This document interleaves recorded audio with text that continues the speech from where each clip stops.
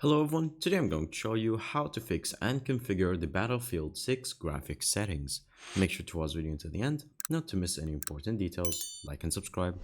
So as you can see right here, we are on the Battlefield main homepage, so we're going to open it right here from Steam. Once you enter the game, all you have to do is go to the settings right here. And then from here, you're going to go to the graphics, which is going to be under the house and keyboard. Now from here, you can see that it's set to auto, but as you can see, just from the auto balance, it's already exceeding the video memory. So all you have to do is to make sure that the graphics quality is set to custom. And then from here, you're going to play with it. What I recommend personally is that from here, for the world brightness, is going to be around 40. And then for the UI brightness, keep it all down, and then go to advanced for the sharpness. Now from here, going to set for frame limiters, don't touch that. Dynamic resolution scale, turn it on. And then from here, going to go to anti-aliasing and then set it to off unsupported.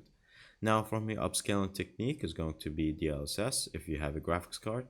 And then from here, going to go to the performance overlay and make it simple so that you can keep up for the display that is going on the computer. And so if it's running on a lower hardware machine, you can know exactly what to do with it. Now for me, for the field of view, 120 is pretty much a lot, so just set it all the way down to like 97 or 95. This will help a lot with the video memory. And then from here for the third person as well, for the car as well, lower it. And now from here, going to go down for the display. Now for the display, you're going to see vertical sync, make sure that it's on.